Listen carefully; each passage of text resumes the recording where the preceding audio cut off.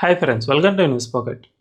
ఎప్పుడు వివాదాస్పద వ్యాఖ్యలు చేస్తూ దేశంలో ఒక అన్రెస్ట్ క్రియేట్ చేయడానికి ఎంఐఎం పార్టీ పదే పదే ప్రయత్నాలు చేస్తూనే ఉంటుంది. తాజాగా ఆ పార్టీ ఎమ్మెల్యే ఒకరు మహారాష్ట్రలోని వాషిం అనే పట్టణంలో ఒక బహిరంగ సభలో పాల్గొని వివాదాస్పద వ్యాఖ్యలు చేశారు. మాజిద్ హుసేన్ అనే ఎమ్మెల్యే అక్కడ మాట్లాడుతూ, మా టైం వచ్చే వరకు మేము వెయిట్ చేస్తాం, మా టైం కనుక వచ్చిందంటే ఖచ్చితంగా మిమ్మల్ని తరిమి కొడతాం, అప్పుడు మీరు పారిపోవడానికి నగరంలో ఉన్న వీధులు కూడా సరిపోవు, అంత దారుణంగా మేము మిమ్మల్ని తరిమి కొడతాం, ఈ విధంగా చేయమని మా ఇస్లామిక్ లాలోనే ఉంది, అంటే షరియా చట్టంలోనే ఉంది అని ఆయన వివాదాస్పదమైన వ్యాఖ్యలు చేశారు. అయితే ఈ వ్యాఖ్యలు ఇప్పుడే కాదు, గతంలో కూడా ఎంఐఎం పార్టీ ఎమ్మెల్యేలు అనేక సార్లు ఇలాంటి వ్యాఖ్యలు చేశారు. ముఖ్యంగా ఈ దేశంలో మెజారిటీ వర్గమైన హిందువులను ఉద్దేశించి వీళ్ళు పదే పదే ఇలాంటి వ్యాఖ్యానాలు చేస్తూనే ఉన్నారు. అయితే ఈ విధంగా వ్యాఖ్యానాలు చేయడం వల్ల ఎంఐఎం పార్టీకి ఒనగూరే లాభం ఏంటి, అండ్ ఇప్పుడు ఈ మాజిద్ హుసేన్ చేసిన వ్యాఖ్యలపై కేసు గనక నమోదైతే అది నిలబడుతుందా, వీగిపోతుందా అనే విషయాలన్నిటినీ మనం ఈ వీడియోలో తెలుసుకుందాం. అంతకంటే ముందు ఈ వీడియోను చివరి వరకు చూడండి. ఇందులోని కంటెంట్ కనుక మీకు నచ్చినట్లయితే ఖచ్చితంగా మా ఛానల్ను సబ్స్క్రైబ్ చేసుకుని బెల్ ఐకాన్ను క్లిక్ చేయడం అస్సలు మర్చిపోద్దు. ఇక డీటెయిల్స్లోకి వెళ్తే, తాజాగా మాజిద్ హుసేన్ చేసిన వ్యాఖ్యలను నీట్గా పరిశీలిస్తే ఎక్కడా కూడా ఆయన తెలివిగా హిందూ అనే పదాన్ని ఉపయోగించలేదు. సరిగ్గా హిందువులను ఉద్దేశించే ఈ వ్యాఖ్యలు చేసినప్పటికీ ఆ పదాన్ని మాత్రం ఉపయోగించకుండా జస్ట్ ఏమన్నారంటే, మా టైం వచ్చే వరకు మేము వెయిట్ చేస్తాం, మా టైం వస్తే మిమ్మల్ని తరిమి కొడతాం, ఇది మా చట్టాల్లో ఉంది అని ఆయన చెప్పారు. అంటే హిందువులు అని చెప్పకుండానే హిందువులను రెచ్చగొట్టే విధంగా ఈ వ్యాఖ్యలు చేశారు. అంతేకాకుండా ముస్లింల జనాభాను కూడా రెచ్చగొట్టే విధంగా ఈ వ్యాఖ్యలు చేశారు. కానీ ఒకవేళ దీనిపై కేసు కనుక నమోదై కోర్టుకు వెళితే కోర్టులో ఏమని చెప్పడానికి వీలుంటుందంటే, నేను ఎక్కడా కూడా హిందువులను ఉద్దేశించి మాట్లాడలేదు, అది పలానా అంటే ఇతరత్ర వర్గము లేదంటే మా రాజకీయ పార్టీ పరంగా ఆ వ్యాఖ్యలు చేశాను అంతే తప్ప హిందువులను ఉద్దేశించి నేను అసలు అనలేదు, నా వ్యాఖ్యలను జస్ట్ వక్రీకరణ చేశారు అనే విధంగా చెప్పి తప్పించుకోవచ్చు. కానీ ఆయన చెప్పాల్సిందైతే అక్కడ ముస్లింలను రెచ్చగొట్టడం, ఆ పని అయితే అక్కడ జరిగిపోయింది. కానీ కోర్టులకు వెళితే ఇలాంటి లూప్ హోల్స్ కొన్ని దొరుకుతాయి కాబట్టి ఈ కేసు పూర్తిగా వీగిపోయే అవకాశం ఉంటుంది. గతంలోనూ అంటే 2012లో అసదుద్దీన్ ఓవైసీ సోదరుడు అక్బరుద్దీన్ ఓవైసీ నిజామాబాద్ అండ్ నిర్మల్లో వివాదాస్పదమైన వ్యాఖ్యలు చేశారు.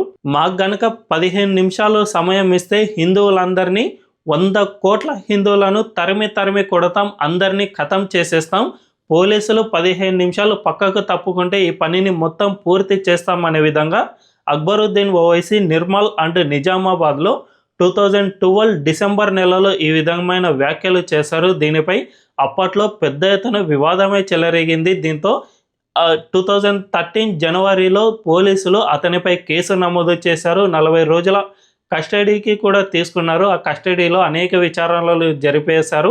అంతేకాకుండా దీనిపై నిర్మల్ పోలీసులతో పాటు సిఐడి కూడా రంగంలోకి దిగి మరీ విచారణ జరిపింది. అనేక మంది సాక్షులను సైతం వీళ్ళు ఇంటరాగేషన్ చేశారు. తీరా మొత్తానికి వచ్చేసరికి 2022లో దీనికి సంబంధించిన తీర్పు అనేది నాంపల్లి ప్రజాప్రతినిధుల కోర్టు వెలువరించింది. అంటే 2012 నుంచి 2022 అంటే దాదాపు దశాబ్ద కాలం తర్వాత దీనికి సంబంధించిన తీర్పు వచ్చింది. అందులోనూ దీనికి సంబంధించిన ఎవిడెన్స్ ఏమీ పోలీసులు తీసుకురాలేదు కాబట్టి, అంతేకాకుండా సాక్షులను విచారించినా కూడా ఏ ఒక్కరూ దీనిపై సాక్ష్యం చెప్పలేదు కాబట్టి దీనికి తగిన ఆధారాలు లేవు అనే కారణంతో కోర్టు ఆయనను నిర్దోషిగా ప్రకటించింది. అంతేకాకుండా భవిష్యత్తులో ఇలాంటి వ్యాఖ్యలు చేయకుండా ఉంటే మంచిది, దేశ భద్రత కోసం ఇలాంటివి చేయకుండా ఉండాలి అని నాంపల్లి కోర్టు తీర్పునిచ్చింది. అయితే దీన్ని క్షుణ్ణంగా పరిశీలిస్తే ఆ వీడియో ఎప్పటికీ మనకు సోషల్ మీడియాలో లభిస్తూనే ఉంటుంది. సో పోలీసులను లేదంటే ప్రభుత్వాన్ని మేనేజ్ చేసి ఎంఐఎం పార్టీ అక్బరుద్దీన్ ఓవైసీపై ఉన్న కేసును కొట్టేసే విధంగా ప్రయత్నాలు చేసింది అని విశ్లేషకులు సైతం అభిప్రాయపడుతూ ఉన్నారు. ఇలాంటివి అనేకం ఆ పార్టీ ఎమ్మెల్యేలు, ప్రజాప్రతినిధులు చాలాసార్లు చేశారు. కానీ ఈ కేసులు ఎప్పుడూ కూడా నిలబడలేదు. అన్నీ కూడా ఏదో నిరాధార ఆరోపణలు అని, లేకపోతే తమ వ్యాఖ్యలను వక్రీకరించారని, లేకపోతే సరైన ఆధారాలు లేవు అనే విధంగా కోర్టులు కొట్టివేస్తూ వచ్చాయి. సో దీన్ని బట్టి చూసుకుంటే చట్టంలో అనేకమైన లూప్ హోల్స్ అనేవి ఖచ్చితంగా ఉన్నాయి. వాటిని రూపు మాపేంత వరకు వీళ్ళు ఇలాంటి వ్యాఖ్యలు చేస్తూనే ఉంటారు. చట్టం అన్నప్పుడు అనేక లూప్ హోల్స్ అనేవి ఉంటాయి, కానీ వీటిని అధిగమించే విధంగా పోలీసుల ఇంటరాగేషన్ ఇలాంటివన్నీ ఉండాలి. కానీ వాళ్ళు ప్రజాప్రతినిధులు కాబట్టి, అప్పటి ప్రభుత్వంతో చాలా సన్నిహితంగా ఉన్నారు కాబట్టి ఈ కేసును మేనేజ్ అయితే చేసుకున్నారు. ఇప్పుడు మాజిద్ హుసేన్ చేసిన వ్యాఖ్యలపై కూడా ఎవరైనా ఇన్ కేసును ఫైల్ చేసినా కూడా అది అస్సలు నిలబడే ప్రసక్తే లేదు అని విశ్లేషకులు చెబుతున్నమాట. వీటన్నిటినీ చూసుకుంటే ఎంఐఎం పార్టీ ఎమ్మెల్యేలు తమ రాజకీయ స్వలాభం కోసం ఇలాంటి వివాదాస్పదమైన వ్యాఖ్యలు చేస్తూనే ఉన్నారు. మన దేశంలో అందరూ కలిసిమెలిసి ఉండాల్సిన దేశం ఇది. హిందువులు మెజారిటీగా ఉన్నా కూడా మన దేశం అనేక మతాలకు పుట్టినిలుగా మారింది. ఒక రకంగా చెప్పుకోవాలంటే ఇజ్రాయెల్లోని యూదులను ప్రపంచవ్యాప్తంగా చాలామంది మారణ హోమం సృష్టిస్తూ ఉన్నా కూడా వాళ్ళను కాపాడింది ఒకే ఒక ఇండియా అనే చెప్పుకోవచ్చు. ఇప్పటికీ ఇజ్రాయెల్లో ఇండియాకు సంబంధించిన అనేక పేర్లతో వీధులు ఉన్నాయి. అంతేకాకుండా మన రాజులకు సంబంధించి విగ్రహాలు సైతం అక్కడ ఉన్నాయి. సో అంతటి గొప్ప దేశం అనేది, ప్రపంచానికి శాంతిని నేర్పించిన బౌద్ధ మతం ఇక్కడే పుట్టింది. మన ఇండియాలో క్షాత్రం నేర్పించిన సిక్కు మతం కూడా మన దేశంలోనే పుట్టింది. సో ఇలా అనేక మతాలు మన దేశంలో ఎంతో ప్రశాంతంగా బతుకుతూ ఉన్నాయి.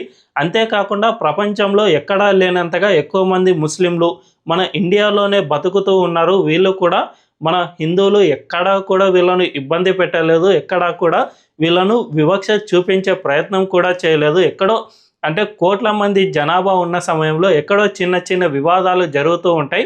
వాటిని పోలీసులు కేసులు నమోదు చేసి సరైన న్యాయంని చూపిస్తూ ఉన్నారు. అంటే హిందూ మెజారిటీ కాబట్టి హిందువులకు అనుకూలంగా తీర్పులు రావడం ఇలాంటివి ఎక్కడా కూడా జరగడం లేదు. ఎవరిదైనా తప్పు ఉంటే ఖచ్చితంగా వాళ్లకు శిక్ష వేసి తీరుతూ ఉన్నారు. సో ఇలా అనేక రకాలుగా ప్రశాంతంగా ఉన్న మన దేశంలో ఇలాంటి వివాదాస్పదమైన వ్యాఖ్యలు అనేవి చాలా ప్రమాదకరమైనవి చెప్పుకోవచ్చు.